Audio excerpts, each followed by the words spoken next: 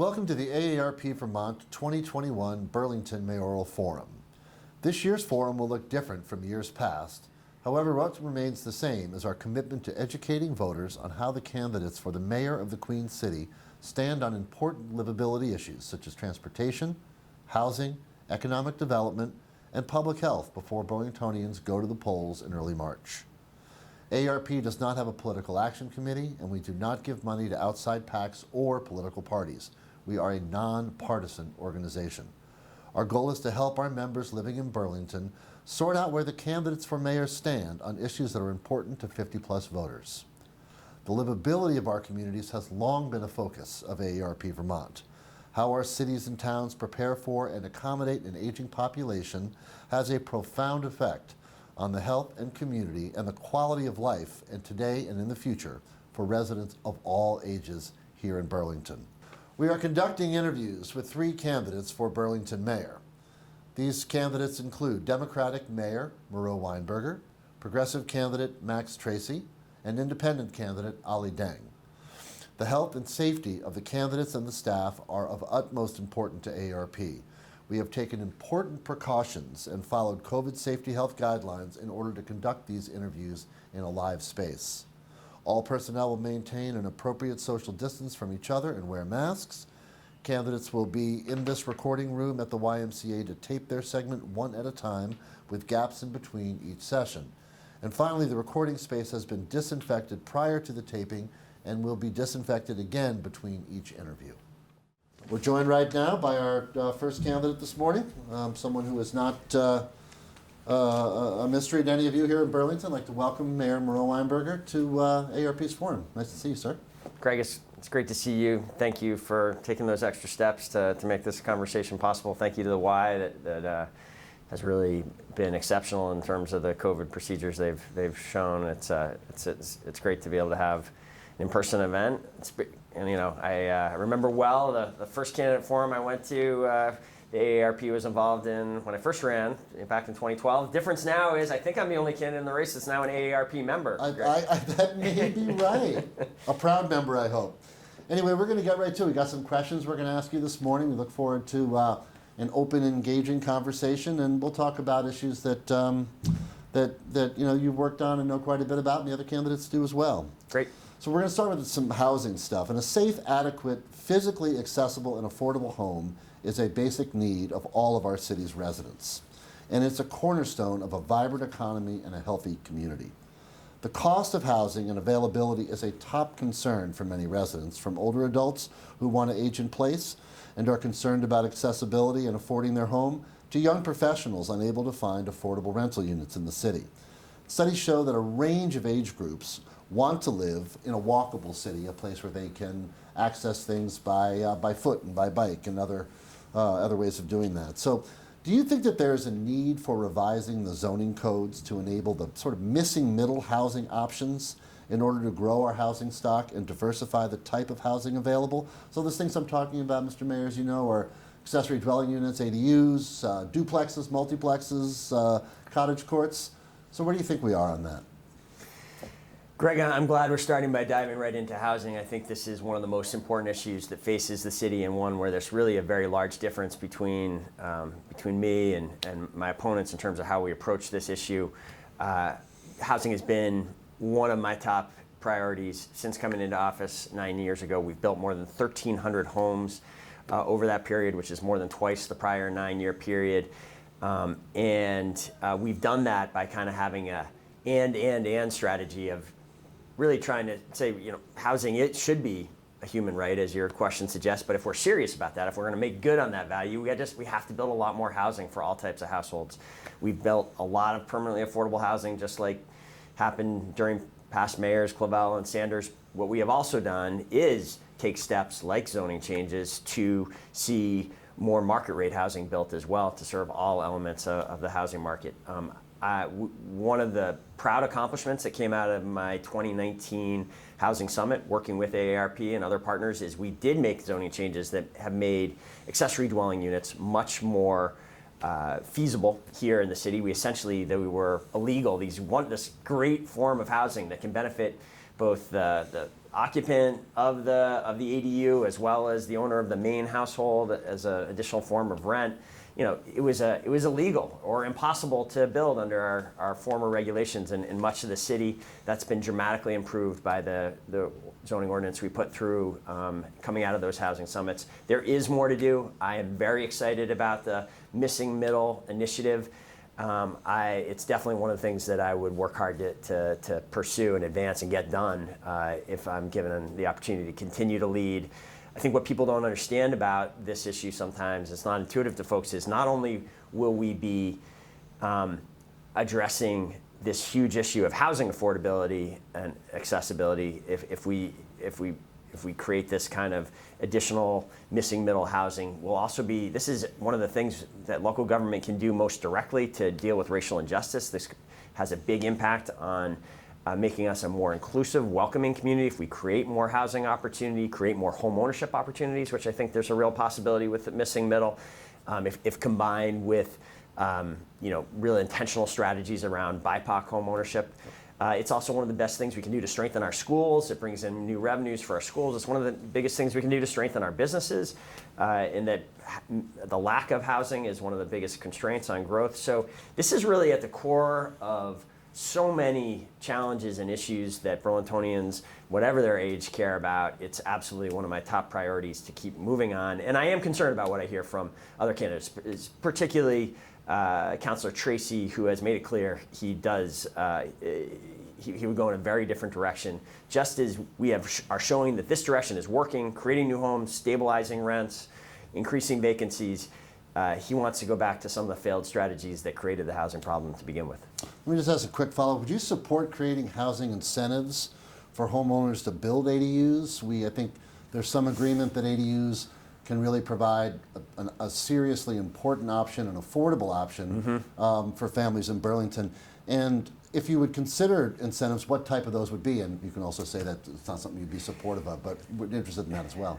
Yeah, it's a great question. I mean, we do already, I think, in a sense, we have created incentives through the kind of regulatory steps, in the sense that you don't need to have the same kind of parking requirements that other types of developments have. In terms of actually putting cash or subsidies into this creation, I would be open to that. I think it's time to reevaluate. We've had this policy in place, the new policy in place. It just went in as the pandemic was starting. So a little more, right around a year ago. I think in the beginning of the next mayoral term, an assessment of how did that first year, have we changed the trajectory? Do we need to do more to move in this direction of creating ADUs? And what's causing them from being adopted at an even higher rate? I would be open to using housing dollars for some kind of targeted strategy for households that really need it. Yep, thanks. We're going to turn our attention to transportation, another issue that's very important to our members. Just one last thing on that point. Sure. Please. I think there's not only, just so that doesn't seem like a kind of idle comment, one of the accomplishments, recent successes in housing that I know AARP was supportive of, and that creates real potential for a strategy like you just mentioned, is that we have doubled the size of the Housing Trust Fund with the support of the voters. It was just approved by the legislature in one of their special sessions last summer. We will have new revenues flowing into it, so we can pursue new strategies. We have new dollars, new local resources to pursue innovative housing strategies, and I think that that's one that should be on the table with these new dollars. Appreciate that. Thank you. As I said, we're going to move on to transportation. Yeah. We've got a couple of questions there for you. And as a city, Burlington has struggled to evolve its transportation network to support a range of transportation choices for all ages. While older adults need transit options and well-maintained networks of sidewalks to continue living in their neighborhoods, younger adults are also choosing not to drive or delaying obtaining a driver's license. So complete streets or safe streets or smartly planned streets are great for people of all ages. So what specific actions will you take to make streets safe, comfortable, and appealing for all ages and abilities, and for all modes? We think about that at AARP as, driving, taking the bus, walking, riding a bike, all those pieces together. So talk a little about that, please. Yeah, happy to, excited to. So I think it's fair, as your question say, to say that we've struggled at this. And to be clear, I don't think that makes us any different than many small cities. Well, exactly, because it's hard, right? Right. It is hard to transform the streets and our systems to create this new reality that so many of us buy into. So it has been slow, but we have made great progress towards the vision that AARP supports. And that I remember talking about at that first forum 9 years ago. What I said then was that we, at the time, specifically, well, let's take each challenge on its own because they're kind of different with each case. First of all, the main pedestrian challenge. We are a walkable city in many ways. We have, we are fortunate. Much of Burlington was settled before the automobile existed, so we have the public infrastructure generally in place to support walking. The problem is we just hadn't kept it up, and that we've totally changed that trajectory since 2016 when I went to the voters and said, we need your support for the sustainable infrastructure bond. We need to triple the amount of investment we're making on an annual basis in sidewalks. We are not on a sustainable strategy. We're only replacing about 1% of our system a year before that, and that's sidewalks don't last 120 years, and we have 120 miles of sidewalks. 1% a year doesn't work. We're now up to a 3 to 4% area, which if you actually were able to sustain that for many, if you make that sustainable, you would actually have a system that was always being renewed on a timetable that kept it in shape. And so we're now on that trajectory. We have work to do to keep it there. The next mayor, if I am reelected, I will be coming forward again with another round of sustainable infrastructure funding. And an exciting thing that happens after one more round, which we can't afford, we've passed debt policies that it's clear we can afford to do some more borrowing to implement that. Yep. Once we do one more round of it, we then should be into a sustainable period where we're retiring enough debt each year that we can make new investment each year at that much elevated level, so that we can continue this indefinitely and properly steward this critical resource. I also think there's some additional opportunities that to maybe in this post recession period when Joe Biden is coming out with a major infrastructure plan. I think we may be even able to accelerate further some of that sidewalk investment. So that's sidewalks and pedestrian infrastructure. Bikes are a different story. Very important. It's important for older adults. Something that older Burlingtonians very much want. Yep. That's in some ways a harder challenge because there we have to carve out new space within our right-of-ways for bikes to operate safely. You really need dedicated bike lanes. What I said 9 years ago is it's not good enough to just have this patchwork system of where we've only put bike lanes in place where it's easy to do so, where it doesn't create any controversy. We're going to have the political will to really create an interconnected system. And, we've done that. Or we haven't finished it, but we've taken huge strides towards that. We first came forward with the help of AARP and passed a walk-bike master plan that really mapped out what that interconnected system would look like. And then we've steadily set about implementing it. And we're standing here with our 6 major thoroughfares into Burlington. When I came into office, none of them had good bike infrastructure on them. Now North Avenue does. Colchester, Pearl Street, that has dedicated bike lanes. We are in the process. This past summer, we built on Winooski Avenue. We built a stretch of bike lanes, and we will finish that in the next mayor's term for sure, up to northern Winooski.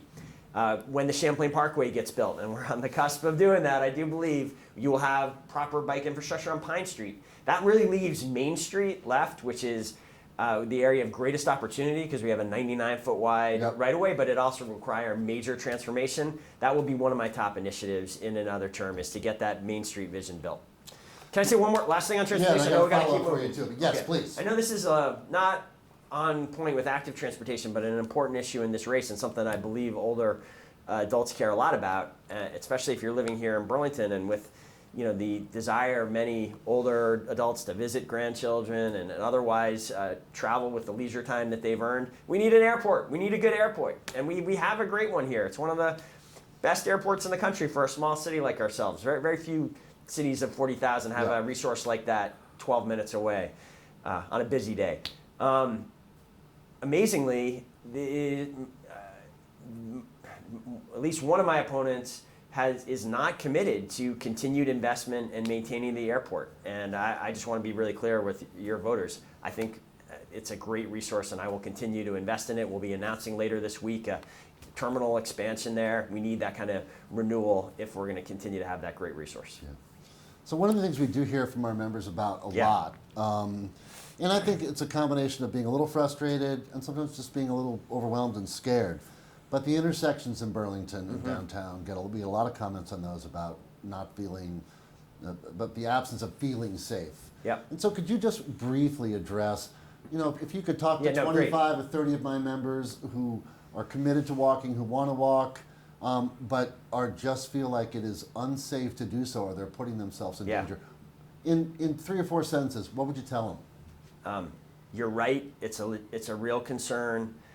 We have many intersections in Burlington that are not as well designed to kind of modern safety standards as they should be, and we're working on it. And in fact, since we passed this walk bike master plan, we said in the first that we had 20 intersections we wanted to improve.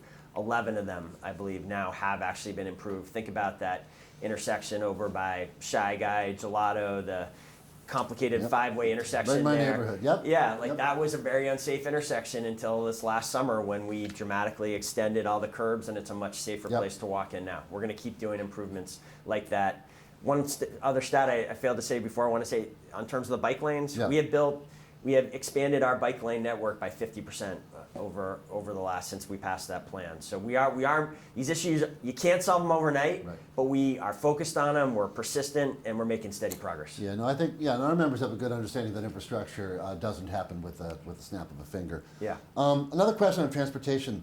Developing and implementing plans to increase accessible mobility options is critical to the health and general welfare of all of our city residents. I think everybody agrees with that.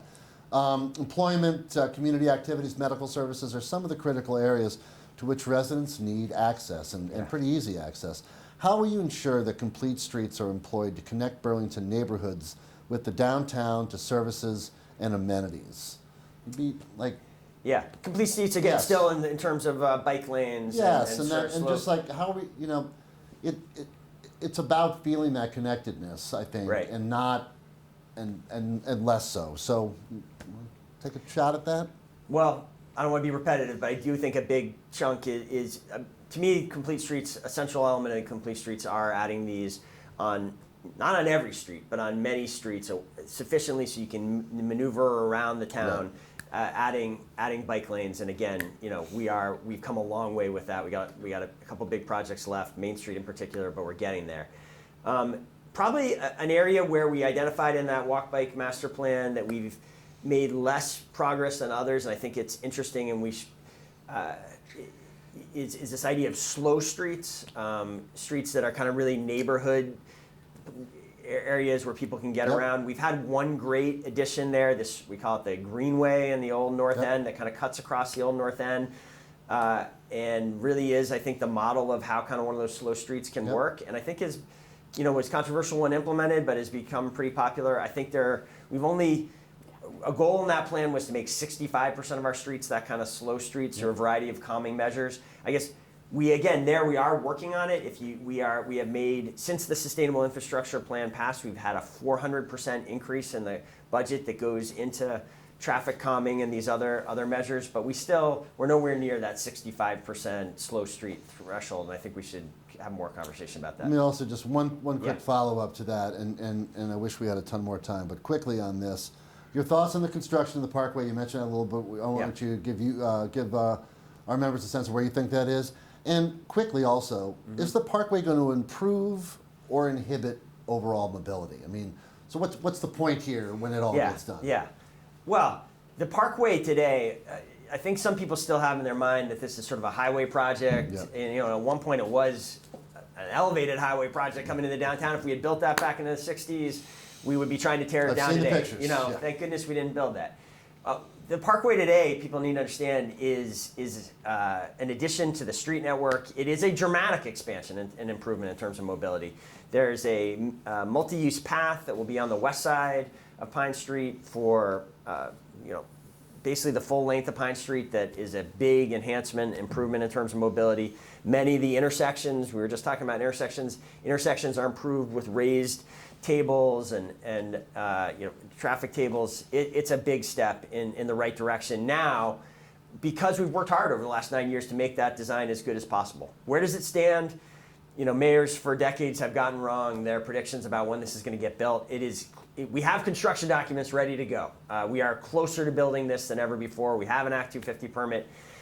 This is a federal project, which in the last year has meant that we had to kind of redo one of the earlier environmental impact studies, and regulations have changed in the last decade, and so it's been slowed down again right now.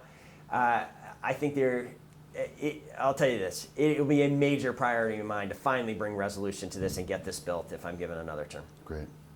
We're going to move through a couple more questions. We're sort of running out of time here. Okay. But this has been a great conversation. In addition to COVID-19's impact on public health, which I think we all know, it's caused major economic shock, and the financial fragility of many small businesses in our community, the loss of tourism dollars, they've hurt the economy, hurt economies everywhere. What's your recovery plan for the city to retain existing businesses and recruit new ones? Yeah. Well, first things first, until there's widespread deployment of the vaccine, public health and economic recovery are the same thing. We need to contain this virus, continue to contain it, and end the pandemic. Only when we do that will you have a full return of the economy. Burlington right now does have one of both the lowest cumulative infection rate throughout the pandemic of any city in the country, and we also have one of the lowest unemployment rates of any city in the country. And that's not an accident. Those two things are related, and I'm so grateful that people of Burlington, the way they've responded and shown vigilance and sacrifice, and kept Burlington working with city government, state government, kept Burlington such a safe city. We're not, but while that, I do think that is coming to an end. Just yesterday we opened up the vaccination to everyone at 70 and over. My parents got vaccinated, their first shot last week. I think the projections from the state we're a matter of weeks now away from the place where all 65-year-olds and older are vaccinated. This is going to feel like a very different pandemic. And when we get to that moment, then we need to shift to the top priority will be the city playing a role in leading the economic recovery. I've already started to reorganize city government for that to be the new focus. Kara Al-Nazraoui, who heads the Church Street Marketplace, is going to play a point person role in that economic recovery, the same way Brian Lowe, our Chief Innovation Officer, played a leadership role during the COVID public health emergency. And we're just going to be aggressive and innovative in the same way we have been throughout the pandemic at securing federal dollars, getting those dollars deployed rapidly, doing so in a racially just manner. That has been a principle of ours since last June, is that we had this 8-point plan to ensure a racially just public health response and recovery. I've asked Taisha Green to kind of oversee all of our recovery actions to make sure we're staying true to that really important principle. We know this has been such an unjust pandemic so far. We got to do everything we can to fight against that. And and I'm pretty excited that my CEDO director until a week ago is now playing a senior role in the Biden White House in supporting municipalities. I think it's going to be a key relationship. We're gonna do.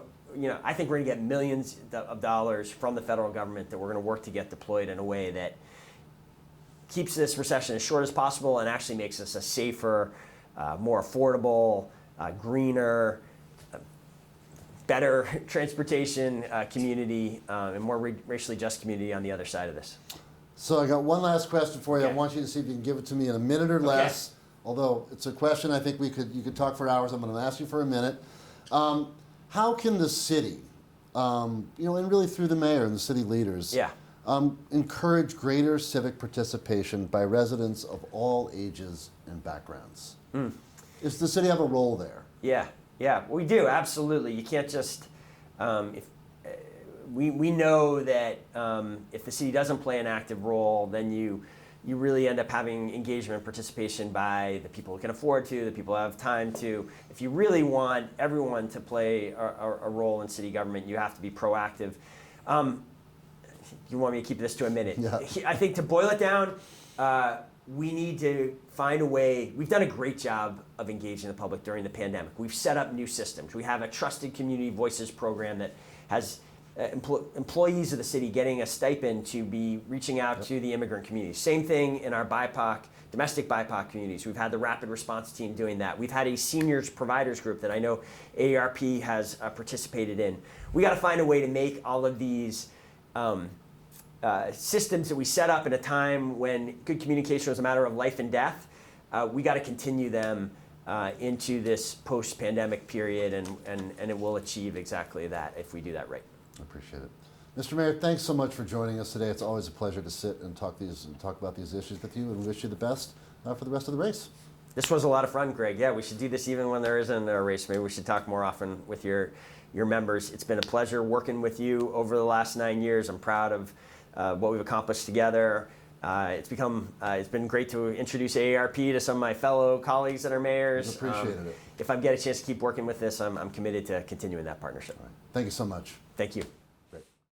Anyway, I'd like to introduce Ali Dang to the viewers today. City Council member, longtime Burlington resident, and candidate for Burlington Mayor. I want to thank you for joining AARP Vermont today to talk about livability issues and the city that you want to run. And we're going to get right at it because we got a bunch of questions for you, and looking forward to the conversation. We're going to start some questions on housing.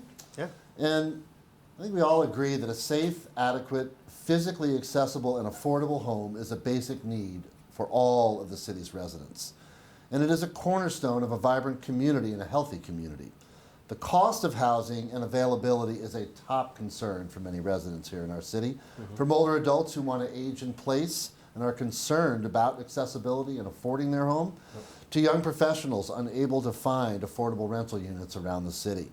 Studies have shown that a range of age groups want to live in a walkable location, meaning they want access to those types of services in a way that's walkable. So do you think that there's a need for revising the zoning codes to enable the missing middle housing options in order to grow housing stock and diversify the type of housing available here in Burlington? So things like accessory dwelling units, duplexes, multiplexes, cottage courts.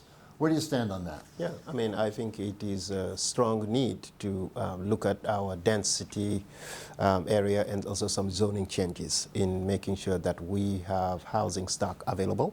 Like you said, for elderlies, for younger families, young professionals. And I completely agree that we need to get there, But I think it will be also important to not, as an ex-mayor, I will make sure that we're not looking into housing from just availability perspective, but also from supporting those who are houseless. And I think this issue should not be looked at just from a standpoint of those who have the means, but those who do not. And as an ex-mayor, I will be striving for those changes and also making sure that we house the houseless as well. Right. Are there any specific items in the zoning laws that you might change that would make it easier to, let's say, build an accessory dwelling unit, or to use that missing middle space to develop some kind of a duplex or a multiplex? Are there some specifics in the zoning laws, or? Yeah. I mean, I think in terms of the accessing dwelling units, the city is already making some steps, and I think we are already making some steps, But I think the next step could be to look into downtown specifically and see if we can increase the height in terms of density, because the city, we do not have land. We are surrounded by a beautiful lake, but I think it is about time that we look into building up. And once this project with the developers, the pit underground, once it's solved, my vision is what is next. Because downtown is our living room, and downtown should, be vibrant and have different type of homes available. Yeah. Do you support creating housing incentives for homeowners to do things like build ADUs? And if so, what type of incentives? Yeah, I mean, the intensive could be, for the city to make it easy in terms of those home owners to not pay some of the fees, those fees to be waived, And sometimes the other intensive could be, to look into the parking requirements, for those dwelling units, And also if they rent to, for example, somebody who is an elderly person, for example, we can look into also a tax break for that specific house. You know, I think there are multiple different options that we need to link to, but those three that I just mentioned would be something that I strive for. Appreciate it. Thank you. We're going to shift now and talk a little bit about transportation in our city. And as a city, Burlington has struggled to evolve its transportation network to support a range of transportation choices for all ages. This doesn't make us much different from any other small city in the country. But while older adults need transit options and well-maintained networks of sidewalks to continue living in their neighborhoods, younger adults are choosing not to drive or delaying obtaining a driver's license these days. So complete and smart planned streets end up being good for all residents. So as mayor, what specific actions will you take to make sure our streets safe, comfortable, appealing for people of all ages and abilities, and for all modes, including things like driving and walking and taking the bus and those sorts of things? Yes. As the next mayor, I will be striving for a healthy lifestyle for all Burlington residents and also our surrounding communities. And I think healthy lifestyle is we need to encourage more biking, more walking, and more running, basically. And I think it will be imperative for me to be sure that I include those who are specifically affected. I am an inclusive leader. I am not going to dictate what the city should do. But organizations such as you working with elderly population, I will rely on your expertise, knowledge, and also what that population specifically need, and together we will make it happen.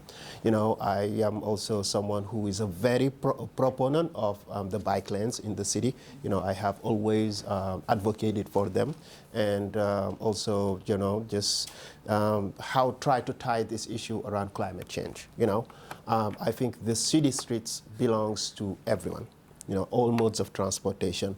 And I am kind of against, you know, a lot of parking, especially outside of downtown, you know. But again, I am an inclusive leader, and I want to hear from the experts, you know, around what needs to be done and also the process in making it happen.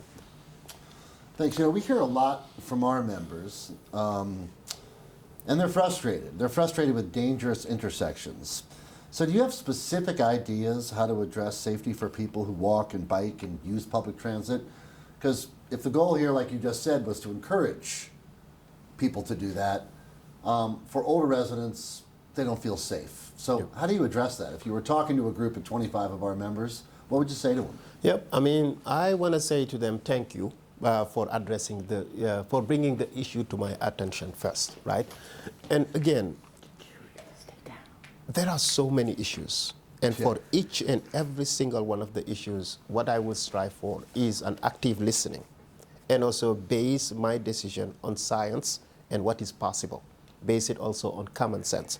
And in terms of, you know, safety of our intersection, I mean, I think, you know, the ADA use and accessibility is one.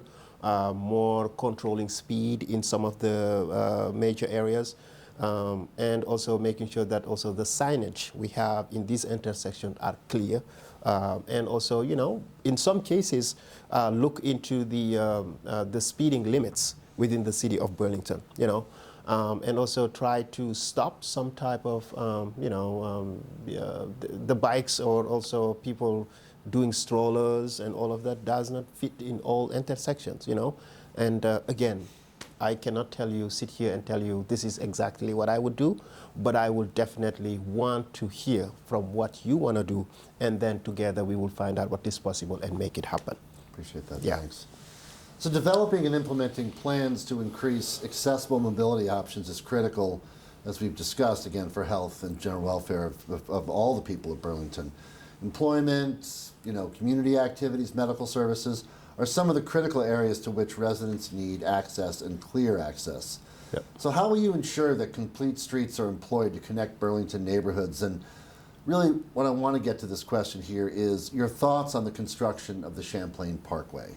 So where are you on that, with the thoughts of, do you think it's going to be built after all these years? And do you think that the parkway is going to improve or inhibit mobility for people? Is it going to make it better or worse? Yeah, I mean, I think this has been a very long project, and many mayors worked on this, and I think as if the city right now is almost at the finish line, right? But yeah, I think it will improve mobility, it will improve, traffic noise in some areas, while in other areas it will maybe increase it. Basically, King Street, Maple Street, residents who live there are people, new Americans, people of color. And there is an increase of over 34%, of traffic for those residents, while 72 to 75% decrease in other areas within the same corridor on Pine Street, right? But I think what I will strive for is to try to connect the Champlain Parkway project with the Enterprise Railway. There is another enterprise that will go from, I believe, Battery Street, yep. and I believe around King or Maple. I think trying to connect both projects and making them happen simultaneously is something that we will be striving for. And actually today there will be a group of people who will be showing up in one of the committee that I chair as the Racial Equity, Inclusion and Belonging Committee, and I think there has been talks that already start in making sure that CDNR, Community Development Revitalization Committee, and RBNB, the Racial Equity, Inclusion and Belonging Committee, will need to work together and look into the feasibility plan in making those two projects go simultaneously. But I completely support the project, and any hurdles that we have encountered, we definitely again will need to come together and make it happen, and move forward. Thank you. Yeah. I'm going to move on to economic growth and recovery, and as you know, in addition to COVID-19's impact on public health, it's caused major economic shock, not just here in Burlington, but really all across this country. And Yep. the financial fragility of many of our small businesses and the loss of tourism dollars Yep. have hurt us and have hurt our economy. Yep. So what's your recovery plan for the city to help retain existing businesses and recruit new ones? Yes. I think there is a combination, a lot of combination as part of my plan to recover the city's finances. And I think one of them, I'm talking about revitalizing downtown. So it's a downtown improvement district. I want to bring it back and making sure that it is owned and operated by the city of Burlington. That's one. Two, I'm the only candidate in this race who is specifically talking about community wealth building. And when I say community wealth building, it's not from the standpoint of private, businesses, but also the public. Because this COVID-19 has taught us one thing. It only highlighted the fundamental issues that community members have been experiencing for quite some long time. And recovery is not only about the businesses, but it's also about the people, so that everyone should have hope, to live in dignity with this great city. And also I'm the only person also talking about the creation of a senior commission, because most of our seniors have been hit also very hard, and most of them are also experiencing what we call aging in place issues. They live in fixed income, How do we definitely look at this issue not only from a business perspective, but from a personal development perspective, and that's what I am striving for as the next mayor. So Burlington, and especially its downtown, is an older city. And as a result, locations for new development and redevelopment are limited. So how Burlington chooses to make use of available land is really an important part of our future vitality.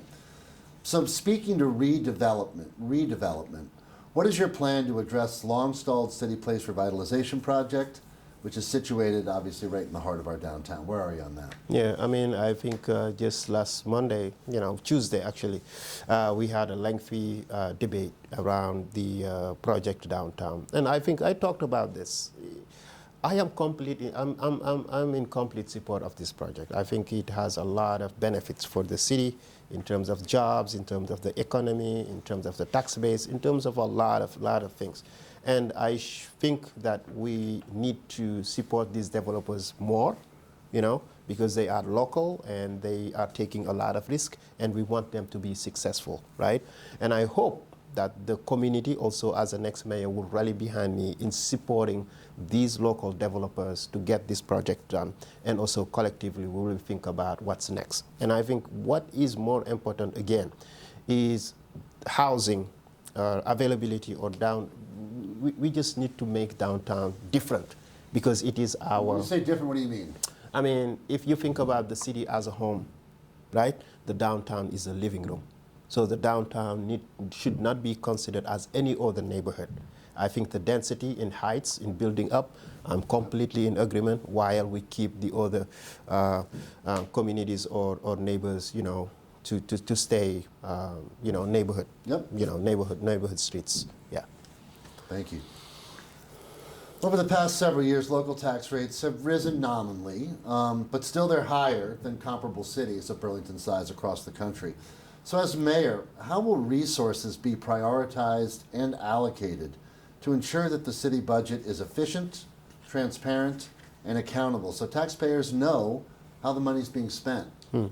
Yeah. I mean, there is an intersectionality of my plan running the city of Burlington about all these issues we're talking about, all of them. And the intersectionality, is around the human person, the individual. And everything that I'm talking about is running behind or around that person. How do we support this individual, right? And you talked about the taxes. I am, again, the only one speaking specifically about aligning better relationship between the Burlington School District and the city of Burlington. When we talk about the taxes, over 2/3 of the taxes being collected from the homeowners is going to the Burlington School District. Only 1/3 is going to the city of Burlington. So now what we have in common is the taxpayers. How do we support them in making sure kids have access to the high quality education of the 21st century, and also how the residents have access to the services that the city need to provide for them? Safety, ambulance, the street, the sidewalks, everything, right? Again, we need to definitely look into funding the city services without the back of the taxpayers. That's one. I am also talking about bringing more businesses, increasing our tax base, because we can do a lot of things, right, without the back of the taxpayers, right? My plan is fundamentally welcoming and is fundamentally vibrant. It is fundamentally geared towards supporting people who live here. Social services have not been tackled into this city for quite so long. Racism, homelessness, people with mental health. What have we done as a city for them over the past couple of years? Nothing. And I think it is about time. What COVID has taught us is we need to think differently. And that thinker is me.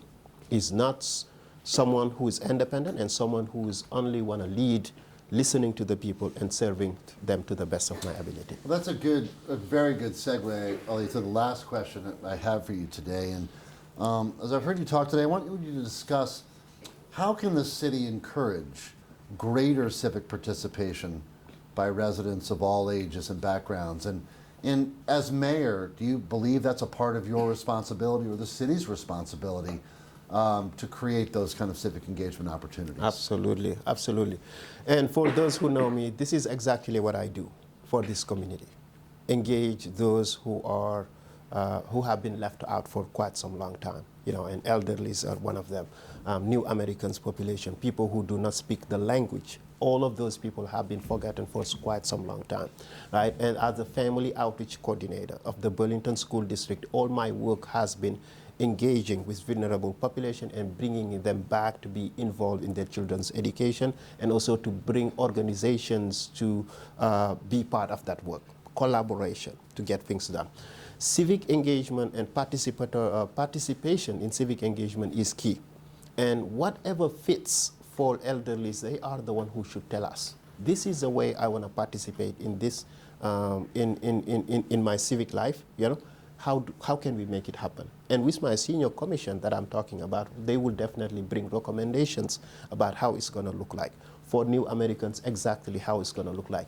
We need to rethink how leadership should look like. And we need to rethink this great city after the COVID-19, right? And I am all about including people. I am all about listening, and I'm all about leading with common sense and pragmatism. I want to thank you so much for joining us today.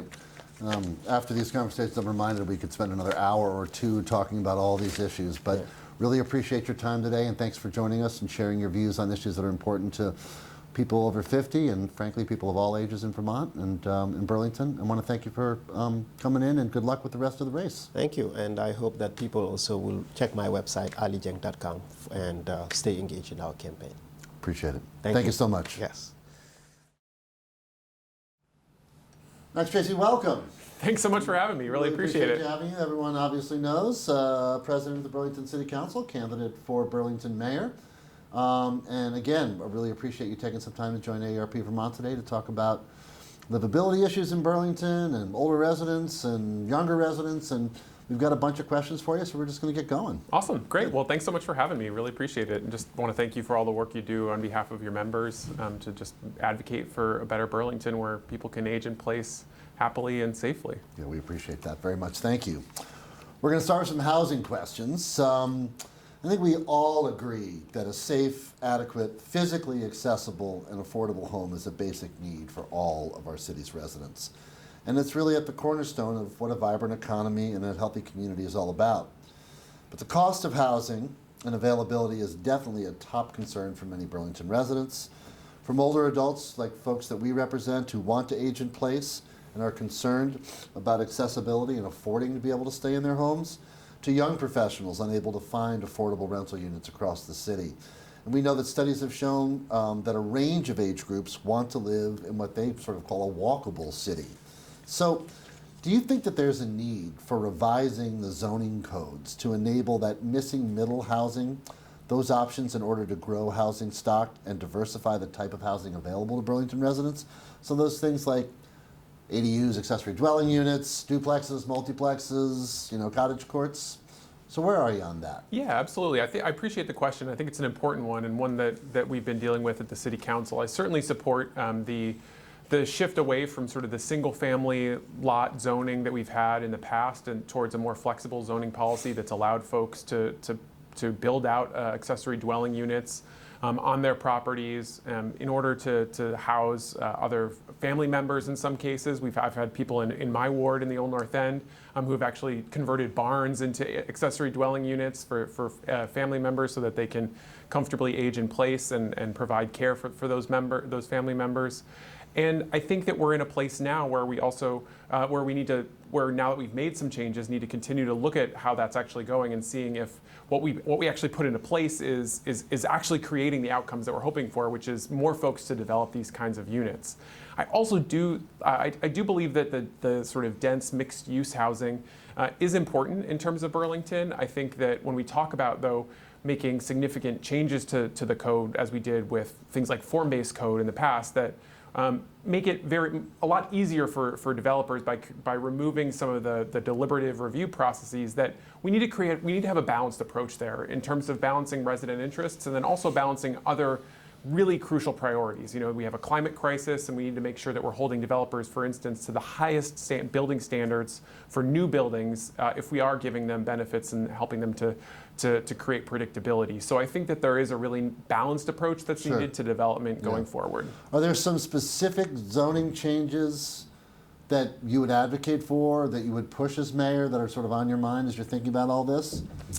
I think that we're in a place now where we've put where form-based code has happened in the downtown. I think we're in a place now where we need to continue to evaluate what exactly is happening with that. I also think that it bears that looking at our inclusionary zoning policies, specifically those around that require a certain percentage of new development to be affordable. I think some of the formulas that are in that in terms of the price points that they set are not necessarily adequate to helping people to across a broad range of incomes to afford to live. Many people, what we hear when a new development goes up and they hear that there are inclusionary zones, when they hear the price, they balk because it's just completely out of reach. And so I think there's a need to create some access across a range of incomes within new development, and hopefully, I see zoning policy as one of those potential avenues for doing that.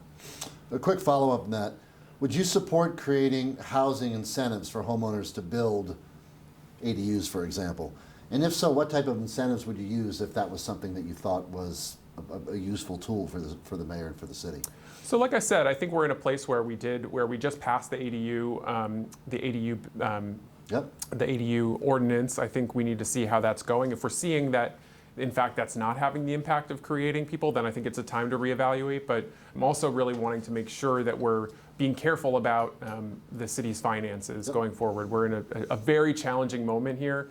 We're in an okay place as far as the city, meaning we've been able to maintain city services, but I'm hesitant to make significant changes to this particular element that you're asking about. Just recognizing that we really need to stabilize coming out of this pandemic as we recover our city finances and maintain those city services. If we find that ultimately that we don't end up seeing those ADUs being created, then I think that's a conversation to revisit. Appreciate that. Transportation. So as a city, Burlington has struggled to evolve its transportation network to support a range of transportation choices for people of all ages. That doesn't make us much different from many other small cities in the country. But while older adults need transit options and a well-maintained network of sidewalks to continue living in their neighborhoods, younger adults are choosing not to drive or delaying obtaining driver's licenses these days. So complete or safe, smartly planned streets clearly are a great idea for people of all ages. So as mayor, what are the specific actions you would take to make streets safe, comfortable, and appealing for people of all ages and abilities? And for all modes, things like driving and walking and taking the bus. Absolutely. Well, this has been at the heart of the work that I've done on the City Council. I chaired the Transportation Committee for several years and was the leading sponsor on Plan BTV Walk Bike, which set a vision for making Burlington a world-class city for walking and biking, because the trends that you mentioned are really bearing out in Burlington. We see so many people wanting to transition away from car dependency, and also recognizing the dire need to do so, because we see emissions from transportation continuing to rise, or at least not fall in the ways that we need them to in order to address the climate crisis that we face. And so I think that we need to really push forward in a concerted fashion in order to realize the vision that was laid out in that, specifically creating a downtown hub for a bike network on Battery, Pearl, Winooski, and Main, and then off of that, really creating connections to the different neighborhoods, so the New North End, the Old North End, and the South End, as well as the Hill section, so that folks are able to really safely get around, and then and make sure that we're prioritizing connecting missing linkages, because what we have now is a system that's has fits and starts. There's a bike lane here or a sharrow there, but not really a concerted vision. And I think this is part of sort of a broader vision that I have for implementing what the Scandinavian countries have adopted, Vision Zero, which is saying that through making infrastructure changes to crosswalks, to sidewalks, to bike lanes, to our roads themselves and how traffic flows, that we can actually reduce traffic fatalities and injuries to zero. We can change the public right-of-way in meaningful and important ways that will lead to more safety and better outcomes, and will encourage more people to ride who are hesitant to do so because they just don't feel safe right now. They feel like having a cars buzz right by them is just not an attractive option. And so when you build out these networks, they will come, and I'm excited to realize that vision as the next mayor. Thanks. Developing and implementing plans to increase accessible mobility options is critical to the health and general welfare of all folks here in Burlington. Employment, community activities, medical services are some of the critical areas to which residents need access. So in light of that, I'd like to ask you what your thoughts are on the construction of the Champlain Parkway, and would the parkway actually improve or inhibit mobility in your view? So, assuming it moves forward and gets done. Yeah, this is an important question. I think there's been obviously over 30 years of debate. Right. The joke in city government is always, the Champlain Parkway is always 2 years from starting or something to that effect. The last project, I think, on the federal books, right? Yes. Yeah. Right. Yep. And so, I think that longevity has caused us to have a project that doesn't necessarily reflect some of the most up-to-date standards when we talk about like complete streets, for instance, where you have separate facilities for the different modes. So, sidewalks Yep. for folks to get around, by foot or by chair, folks to, being able to use bike lanes, and then having the traffic be sort of separate from that as well.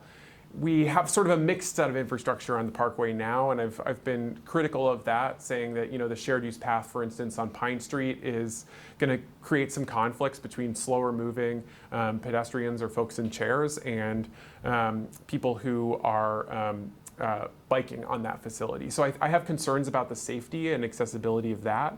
I also have concerns about the idea of putting a lot more, inducing demand and a lot more traffic into the King Street neighborhood. So taking traffic out of a neighborhood that is demographically more white, and then putting more traffic into a neighborhood that has one of the highest concentrations of people of color feels like a systemically racist outcome. And so what I'm in favor of doing is creating the bypass. This is what I'm working with folks in the Racial Justice Alliance, like my good friend Mark Hughes, to really get at this issue of environmental justice and planning justice when we talk about this project, and making sure that we advance that along the same timeline and time frame as the rest of the development, so that there is an effective bypass through the rail yard, so that you're not putting all of that traffic burden on that neighborhood, in that King Street neighborhood. So I think there's still some additional work to do on the Parkway to really make sure that it is built to the highest standards, and that, again, we don't create new racial injustices in our community. But to be clear, on balance, you view the Parkway as a positive, not a negative. There are some issues you brought to the table, Yeah, well, I would but say, as opposed to leaving Pine Street the way it is, for example. yeah, I mean, I think it's mixed, is what I would say. In the end, I think that it is mixed, and that there are some advantages to it. I do have certainly have some concerns around just like a more broadly kind of expanding car infrastructure, because we know when we do that, that tends to lead to induced demand. And so, I think that's a real challenge that we're going to have to continue to address as we look at, again, reducing our carbon emissions related to the transportation sector, where, again, we're just not making enough progress. So that's one of the concerns I have, and that's why I'll continue to advocate for making it, the most complete street and the most transit integrated street that we can possibly get to. Thank you. Burlington, and especially its downtown, as you well know, is an older city, and as a result, locations for new development and redevelopment are limited. So how Burlington chooses to make use of available land is important to the future vitality of our city. So speaking specifically to redevelopment, what is your plan to address long-stalled City Place Revitalization Project, which, as all of us know, is situated right in the heart of our downtown and is critical to our economic viability? Yep, so we're working through that issue. Actually, we just had a council meeting last night on that, and we decided to postpone a little bit, because we're trying to forge an agreement or a compromise, making sure that we have an agreement that reflects our values, and specifically that is bringing forward good local union jobs with apprenticeships for women and BIPOC individuals, making sure that we're bringing that element into the project. We saw some, I think, willingness on the part of the developer to engage with them, and now that's a little bit at question. So we're trying to work through those issues to really forge a compromise on that issue, and make sure that we're also maintaining the public's interest when it comes to the public improvements that were promised.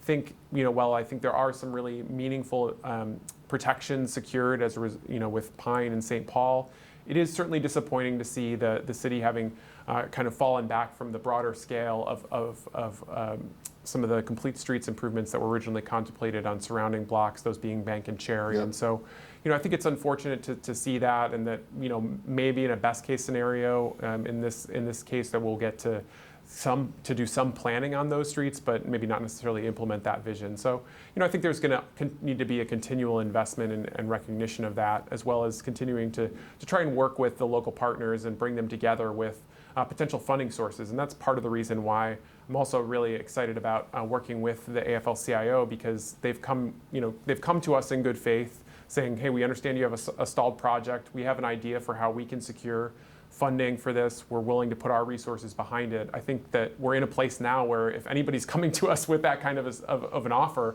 we got to take them up on that. We got to really, I guess we can't take them up on it because it's in the developer's hands, and this is one of the fundamental challenges of this. But really push them at least to meaningfully and in good faith engage with the developers so that they're able to make sure that they're exhausting every option, because it's seeming like they've had real issues with securing alternate or more traditional financing. Thanks. We've got an issue on taxes. So over the past several years, local rates really have risen nominally, as you know. But they're still higher when you look at comparable cities of Burlington's size across the country.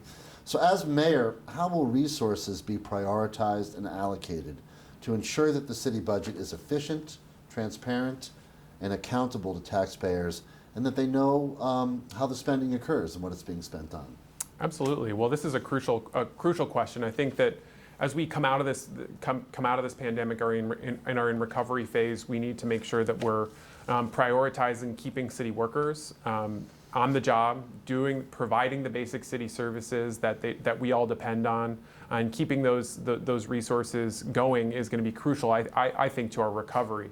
In terms of the taxes, the tax piece of it, I think there's a real need to reform the way that we have our educational taxes currently function. We've seen significant study being done on our tax system that's revealed really the disparities and the unfortunate outcomes that we see impacting Burlingtonians, and that we have diverse learning needs in our community, and that are really not adequately funded or properly funded in comparison to other districts. So I do support us moving towards a more income-based educational funding tax model at the state level. I think that's crucial. I think to your point, though, because you asked I think a really good question, in that it has a number of different facets to it, is that there's also this need to have accountability, to taxpayers, right, and involve them in that process. Right.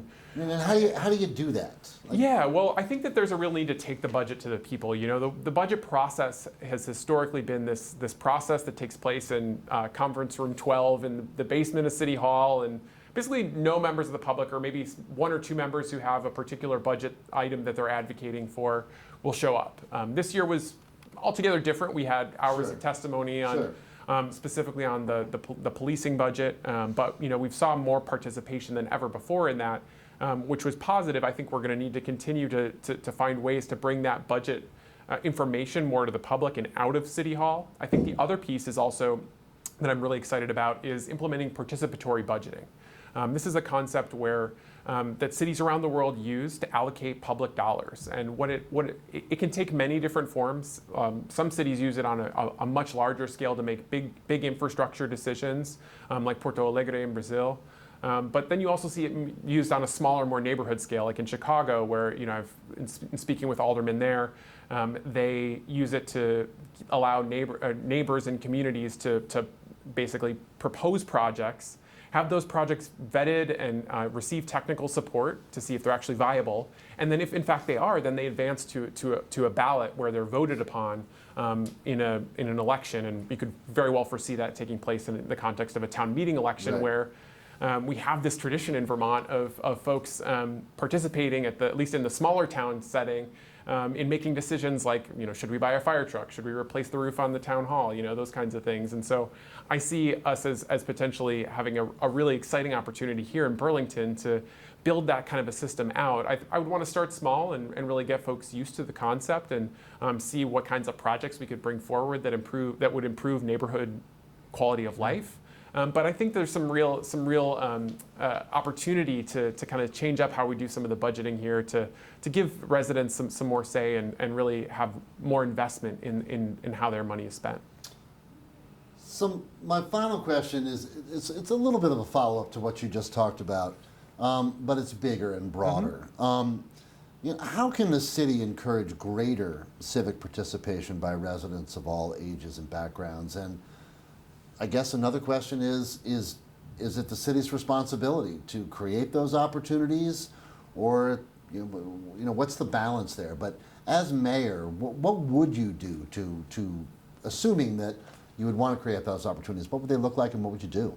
Yeah, absolutely. Well, it's a crucial question. I absolutely think it's the city's responsibility to expand participation options. I think there's a couple specific things that would help to bring more people into the conversation. I think providing better translation services and accessibility accommodations for folks would be meaningful in terms of expanding participation. I think we're also going to need to, as we come out of this pandemic, and I'm thinking about putting my council president hat on here a little bit, thinking about how we effectively balance the in-person with the out-of-person. We've seen some really exciting engagement happen by nature of having some of these meetings happen on Zoom, but that certainly isn't accessible to everybody, especially people who have difficulty navigating tech. And so, I'm excited to get back into Contoys and have our city council meetings there, but I think there's going to need to be some rethinking about some of the balance issues of how we balance the need for this in-person with some of these more virtual options for instance, for providing feedback. I think the other piece is also that many families are not able to access city meetings just because they don't have childcare, and so providing better, more childcare resources at city meetings. We've seen, for instance, in the context of our neighborhood planning assembly, more folks start to stick around for the meetings when they've had activities for kids taking place. And also, our MPA is really successful because we also provide food. So I think those are some of the aspects that you can really build community around when you provide childcare and when you provide a good meal, and you're able to really share in community in those ways. I think that can be really exciting and provide those opportunities. And then just more broadly, I think the neighborhood planning assemblies are a real template for neighborhood engagement. I think that we should expand them and give them more meaningful decision-making power at the neighborhood scale. I think part of the reason why they're not why more people don't go is that I think that if they were able to make more have a more meaningful impact on decision making, that more people would be invested in those bodies. And so I really would hope to expand the decision-making power of the neighborhood planning assemblies so that more people are able to participate meaningfully beyond town meeting day itself. Yeah. So I just looked, we have a couple more minutes left, and I've been doing everything I can to make sure we use a lot of time for all the candidates. So parking. I'm just going to throw that out to you. We hear a lot about parking.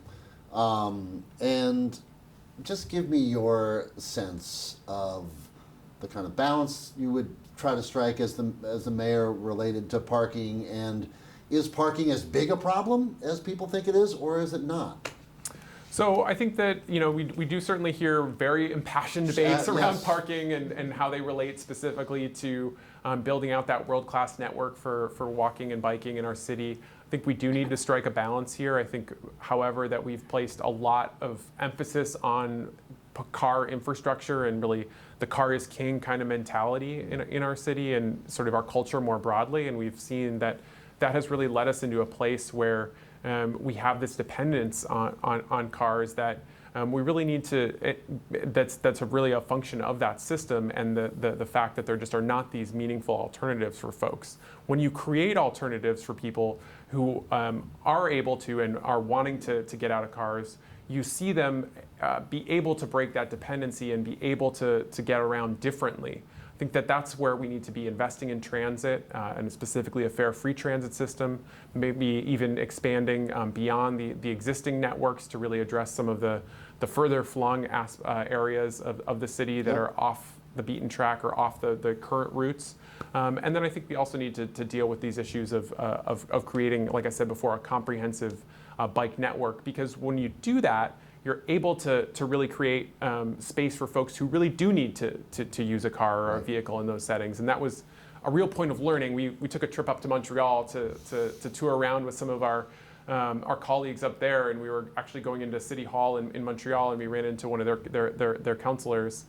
And he was in a boot because he had injured his leg, and he was talking about how he didn't bike himself, but that he liked the fact that they had this comprehensive bike network, because that meant that there was more space for folks like him who, he had a temporary disability, but he was speaking more broadly, about people who needed a car to get around. That when you created more of that balance and people who were able to get out did and engage more with that different infrastructure. So I believe in the need to really transform our infrastructure to really deal with the climate crisis specifically, but also to create a more livable city for everybody. Burlington City Council President Max Tracy, I want to thank you so much for joining AARP Vermont today for this conversation. We really appreciate your time. Thanks. Really appreciate it. Thank you. All right. Good luck with the rest of the race. Appreciate it. Thanks. Take care.